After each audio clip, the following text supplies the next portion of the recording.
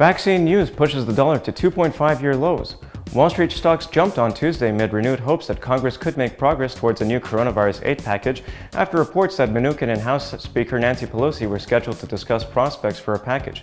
Meanwhile, President-elect Joe Biden said in a recent interview that he wouldn't immediately ease U.S. tariffs on China when he takes office in January. On the data front, the ISM's November manufacturing index dipped to 57.5 in November from 59.3 previously versus 58 expected, while the IHS Markit final manufacturing PMI reading for November was unchanged at 56.7 from its initial reading. As a result, the Dow Jones and the Nasdaq Composite were up 0.62% and 1.28% respectively, while the S&P 500 rose 1.1%. Asian stock markets were mixed and little changed on Wednesday as some investors took profit following the recent rally, while vaccine and stimulus hopes kept market sentiment afloat. The MSCI's broadest index of Asia-Pacific shares outside Japan fell 0.06%, retreating slightly from last week's all-time high. Japanese stocks fell 0.17% after setting a 29-year high. In Europe, equities were mostly lower while UK shares received a boost following news of the country's approval of a coronavirus vaccine.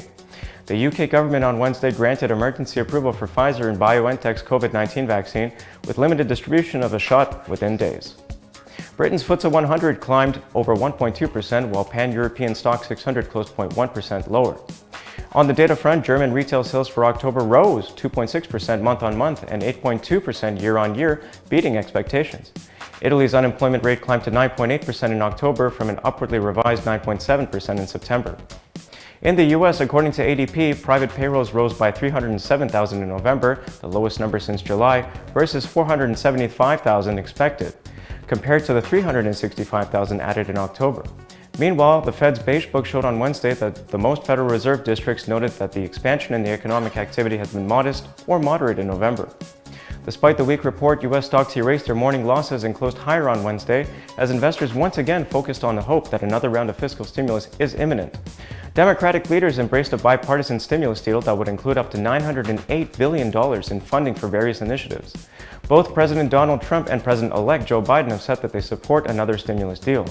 The Dow Jones Industrial Average climbed 0.2%, the Nasdaq Composite dipped 0.1% to 12,349.37, and the S&P 500 gained 0.12%. As for currencies, the US dollar index dropped to the 91.00 level for the first time since April 2018 amid a combination of vaccine and US fiscal stimulus optimism, as well as soft US jobs data. According to the latest reports, the first U.S. shipments of Pfizer and BioNTech's vaccine will be made available as early as 15 December, and Moderna's vaccine could be shipped as soon as 22nd of December. Against this backdrop, the euro-US dollar set a new 32-month high above 1.2120 early on Thursday. Broad-based dollar sell-off coupled with a slowdown in coronavirus across Europe pushed the common currency higher.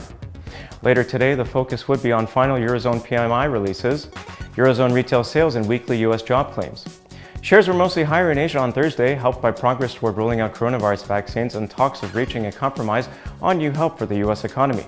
The MSCI's broadest index of Asia-Pacific shares outside Japan was barely unchanged following two straight days of gains. Hong Kong's Hang Seng edged 0.6% higher, and the Nikkei 225 in Tokyo shed 0.20%, South Korea's Kospi added 0.30%, and the S&P ASX 200 in Australia picked up 0.49%. The Shanghai Composite shed 0.15%. Elsewhere, oil prices resumed the ascent on Wednesday amid widespread optimism surrounding the vaccines and fiscal stimulus measures. The Energy Information Administration reported an oil inventory draw of 700,000 barrels for the week to November 27th, but a sizable build in gasoline inventories. The downbeat U.S. EIA data ahead of the OPEC Plus verdict capped gains in Brent. However, the prices retained a bullish bias and climbed back above the $48 handle early on Thursday. That is all for today. Thank you for watching. Please click subscribe to always be in touch with the latest market news.